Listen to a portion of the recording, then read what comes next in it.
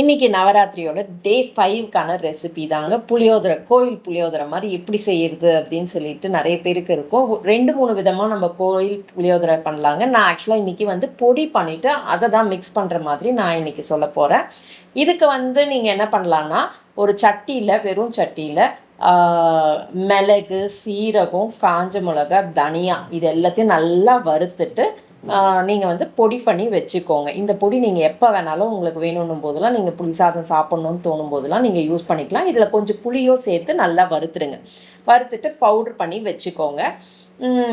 அதே மாதிரி கடாயில் வந்து கடாயில் வந்து எண்ணெய் ஊற்றி கடுகு, உளுத்தம்பருப்பு, கடலைப்பருப்பு, காஞ்ச மிளகா, கருவேப்பிலை இதெல்லாம் போட்டு நல்லா வறுத்துட்டு ரைஸையும் அதில் ஆட் பண்ணி இந்த பொடி ஒரு 2லேருந்து 3 ஸ்பூன், ஒரு கப் ரைஸுக்கு ஒரு 2லேருந்து 3 ஸ்பூன் நீங்கள் போட்டு நல்லா நீங்கள் சாட்டே பண்ணிவிடுங்க. உப்பும் அந்த பொடியிலே நீங்கள் போட்டு வச்சுடுங்க.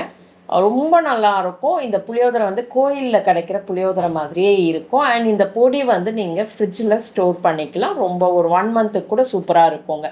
நீங்கள் இதை வந்து யாருக்குன்னா ஹாஸ்டலில் தங்குறாங்க, இல்லை ஊருக்கு எங்கன்னா போகிறாங்க, செஞ்சு சாப்பிட்ணும் அப்படின்னும்போது நீங்கள் தாராளமாக இதை எடுத்துகிட்டு போகலாம். அந்தளவுக்கு இது டேஸ்ட்டாக இருக்கும். பொடியில் நீங்கள் ட்ரை பண்ணி பாருங்கள்.